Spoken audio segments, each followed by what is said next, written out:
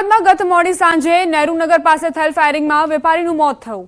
બે અજાણ્યા શખ્સો બાઇક પર આવ્યા અને એક શખ્સે નીચે ઉતરી એક રાઉન્ડ ફાયરિંગ કર્યું, જેમાં એક વ્યક્તિ ગંભીર રીતે ઇજાગ્રસ્ત થયો। તેમને સારવાર માટે હોસ્પિટલ ખસેડાયા, જ્યાં તેમનું સારવાર દરમિયાન મોત થયું। ફાયરિંગની ઘટનાના સીસીટીવી ફૂટેજ સામે આવ્યા છે, જ્યારે બીજી તરફ હત્યારા પકડાય નહીં ત્યાં સુધી મૃતદેહ સ્વીકારવાનો પરિવારે ઇનકાર કર્યો। એક માસ અગાઉ 14 ઓક્ટોબરના રોજ પણ બદાજી મોદી પર હુમલો થયો હતો, જેના પણ સીસીટીવી સામે આવ્યા। ત્યારે પરિવારજનોએ પોલીસ પર આરોપ કર્યા છે। પોલીસની ઢીલી નીતિના કારણે પરિવારમાં પિતાનું મોત થયું હોવાનો આરોપ મૂક્યો। અગાઉ 14મી તારીખે પણ અંગત અદાવતમાં પિતા પર છરી વડે હુમલો કરાયો હતો। એ સમયે પોલીસ કેસ થયો હોવા છતાં પોલીસ દ્વારા ધ્યાન ન અપાયું, જેના કારણે જ ફરી એક વખત ફાયરિંગની ઘટના બની અને તેઓ મોતને ભેટ્યા।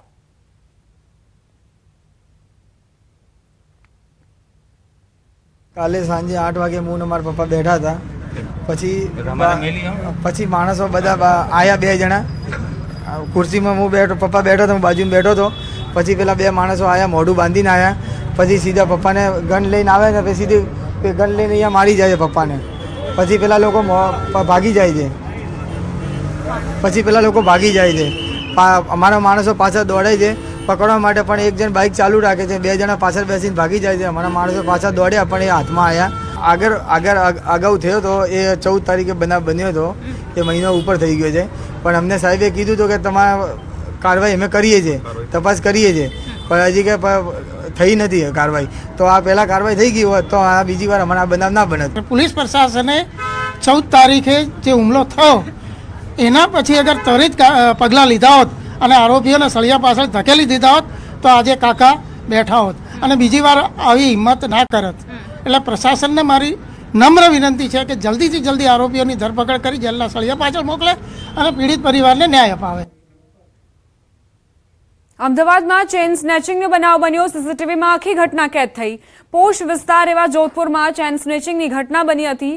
ચાલવા નીકળેલા દંપતીના ગળામાંથી ચેઇન સ્નેચિંગ કરી આરોપીઓ ફરાર થયા। એક્ટિવા પર આવેલા આરોપીઓએ ઘટનાને અંજામ આપ્યો હતો।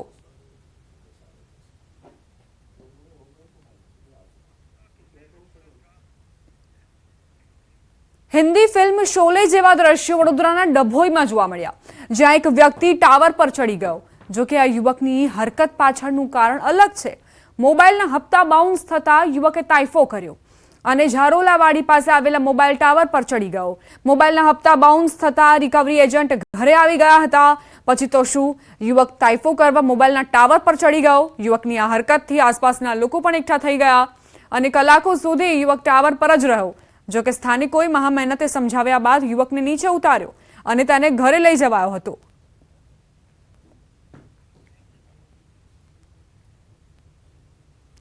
સુરત જિલ્લામાંથી પસાર થતા નેશનલ હાઈવે નંબર 48 પર ટ્રાફિક જામની સ્થિતિ।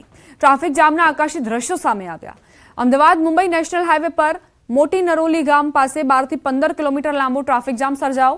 છેલ્લા 12 કલાકથી ટ્રાફિક જામ સર્જાતા વાહન ચાલકો પરેશાન।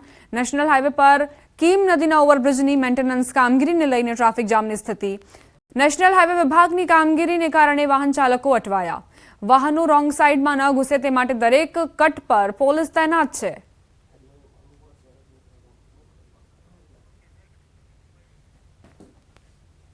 મુખ્યમંત્રી ભૂપેન્દ્ર પટેલે મહારાષ્ટ્રના ચૂંટણી પ્રચારમાં સભા ગજવી અને મહાયુતિના ઉમેદવારોને વિજય બનાવવા અપીલ કરી।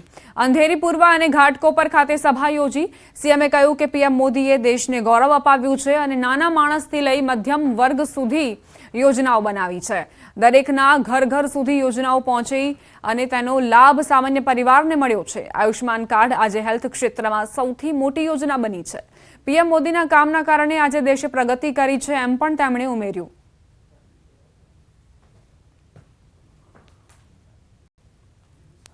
એક 20મી તારીખે મહાયુતિના જેટલા ઉમેદવાર છે એ બધાને બહુમતીથી જીતાડીએ।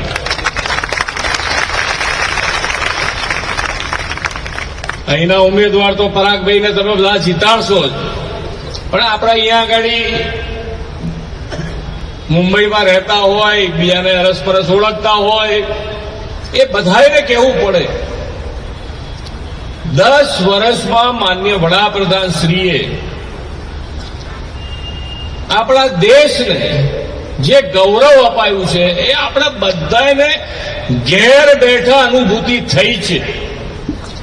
અને એટલે જ આજે જુઓ દેશ અને દુનિયા બધા જ ભારત દેશ અને ભારત દેશના વડાપ્રધાન સામે બધાની મીટ છે. રોકાઈશું એક નાનકડા વિરામ માટે. આપ જોતા રહો ન્યૂઝ 18 ગુજરાતી.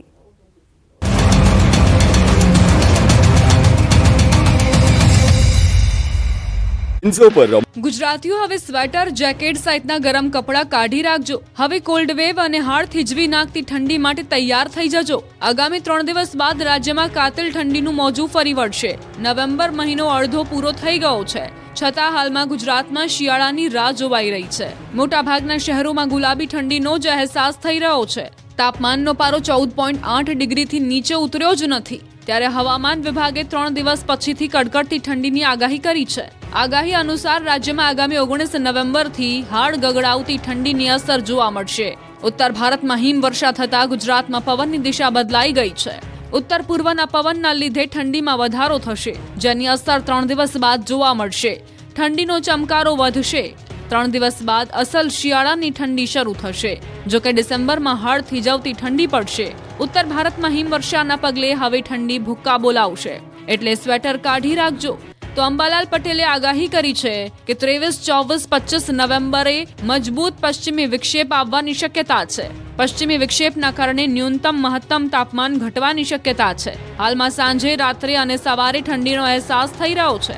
જો કે દિવસે સૂરજ માથે ચડતા ગરમીનો અહેસાસ થઈ રહ્યો છે. સૌથી ઓછું તાપમાન ગાંધીનગરમાં 14.8 ડિગ્રી નોંધાયું. आने वाले दिन में 2 से 3 डिग्री सेंटीग्रेड डाउन होने का पूर्वानुमान दिया गया है.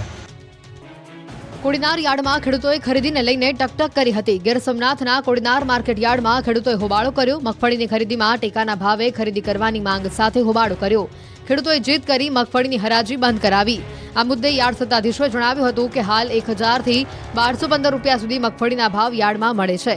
ખેડૂતો દ્વારા સરકારના ટેકાના ભાવ મુજબ રૂપિયા 1356 અનુસાર હરાજી કરવા માંગ કરાઈ છે.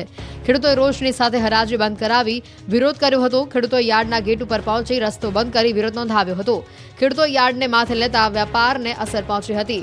કલાકો સુધી વેપારીઓ અને અન્ય ખેડૂતો હેરાન થયા હતા. નોટબંધી સમયે આપણે આવી લાઈનો બેંકોની બહાર જોઈ હતી અને હવે આવી લાઈન ખેડૂતોએ ખાતર માટે લગાવી છે.